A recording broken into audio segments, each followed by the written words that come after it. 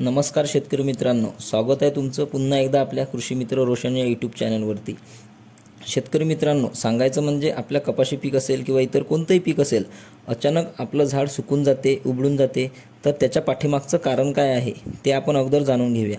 त्याच्यानंतर त्याच्यावरती आपण कशा प्रकारे नियंत्रण करू शकतो त्याच्यावरती देखील सविस्तर माहिती देणार आहे।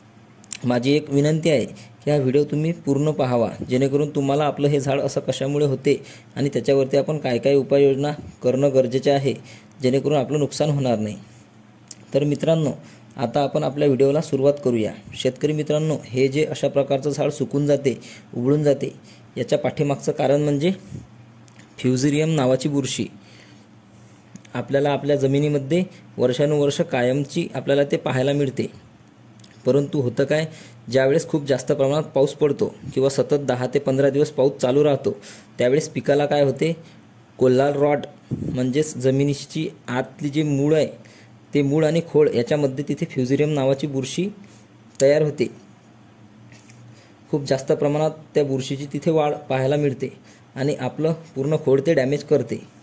शेतकरी मित्रांनो, ज्यावेळेस ते पूर्ण खोड डॅमेज करते, जर तुम्हाला विश्वास बसत नसेल तर तुम्ही अशा प्रकारचं जे झाड सुकलंय, उबळलंय, ते उपटून बघा। तिथे एक पांढऱ्या कलरची बुरशीची वाढ झालेली तुम्हाला तिथे पाहायला मिळेल। तर ते बुरशी म्हणजे फ्युझेरियम नावाची बुरशी असते आणि त्या बुरशीमुळे कोलार रॉड आपण त्याला असे म्हणतो। एकतर मिरची असेल, कापूस असेल, तूर असेल, वांगी असेल, टोमॅटो असेल किंवा इतर कोणतेही पीक असतील, तर ते जर सुकायला लागली किंवा उबळायला लागली तर आपण समजून जायचं की तिथे फ्युझेरियम नावाच्या बुरशीचा जास्तीत जास्त प्रादुर्भाव झालेला आहे। तर अशा कंडिशनमध्ये आपल्याला काय करणं गरजेचं आहे किंवा ही बुरशी येऊ नये म्हणून अगोदरपासून आपण कोणती काळजी घ्यायला पाहिजे, तर या संदर्भात एक सविस्तर माहिती घेऊया। शेतकरी मित्रांनो, जर तुम्हाला कपाशीमध्ये किंवा इतर कोणत्याही पिकामध्ये असा प्रॉब्लेम झाला नसेल, परंतु जर जास्त पाऊस झाला असेल तर 100% हा प्रॉब्लेम तुम्हाला होणार आहे।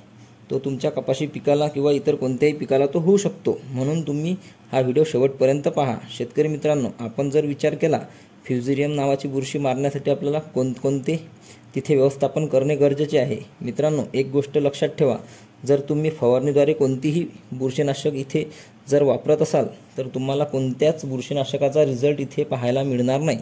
परंतु तुम्ही जर ड्रिंचिंग करत असाल, म्हणजे काय करायचं आहे, बुरशीनाशक आपल्या फवारणी पंपमध्ये भरायचं आहे आणि फवारणी पंपमध्ये भरल्यानंतर पंपाचं नोझल पूर्ण काढून टाकायचं आणि काढल्यानंतर जे धार लागते ते आपल्या पिकाच्या खोडाशी गोल राऊंड करून कमीत कमी अर्धा ग्लास तिथे टाकायचे आहे।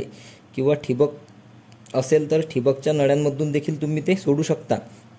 परंतु जास्त प्रमाणात जर आपले झाडे तशी झालेली नसतील किंवा जास्त पाणी जिथे साचते किंवा गोळा होते, तिथे पंपाच्या साहाय्याने तुम्ही ते करू शकता। तर शेतकरी मित्रांनो, आता आपण कोणते बुरशीनाशक ड्रिंचिंग करायचे ते पाहूया। सिजेंटा कंपनीचं ब्लू कॉपर 40 ग्राम प्रति 15 लिटर पंपसाठी। ब्लू कॉपर हे झालं फ्युझेरियम नावाच्या बुरशीसाठी। त्याच्यासोबत आपल्याला बुरशीमुळे जो जमिनीशी मुळांचा संपर्क तुटला तो परत जोडण्यासाठी रूट झोन हे 40 ग्राम 15 लिटर पंपसाठी, किंवा तुम्ही कोणत्याही कंपनीचं ज्याच्यामध्ये ह्युमिक ॲसिड हे 80% वरती असेल ते घेऊ शकता। आणि त्याच्यासोबत 19-19 100 ग्राम प्रति 15 लिटर पंपसाठी, किंवा तुम्ही 19-19 खताऐवजी युरिया जरी वापरला 100 ग्राम तरी चालेल। शेतकरी मित्रांनो, हे सर्व व्यवस्थित पंपामध्ये टाका आणि जे झाड सुकलं किंवा उबळलं त्याच्या झाडाच्या खोडाशी गोल राऊंड करून ड्रिंचिंग करा, ज्याच्यामुळे तुम्हाला हे झाड तुमचे सुकले ते काही दिवसांनी व्यवस्थित झालेले दिसतील। शेतकरी मित्रांनो, जर तुम्हाला वाटत असेल की हे समस्या आपल्याला शेतामध्ये व्हायला नको, तर तुम्ही शक्यतोवर आपल्या शेतात जास्त प्रमाणात पाणी साचणार नाही किंवा आपल्या शेतातील पाणी बाहेर काढण्याचा प्रयत्न करा। शेतकरी मित्रांनो, माहिती आवडल्यास आपल्या यूट्यूब चॅनलला सबस्क्राईब करा आणि बेल आयकॉन प्रेस करा, जेणेकरून अशीच नवनवीन माहिती आपल्यापर्यंत पोहोचेल। धन्यवाद मित्रांनो।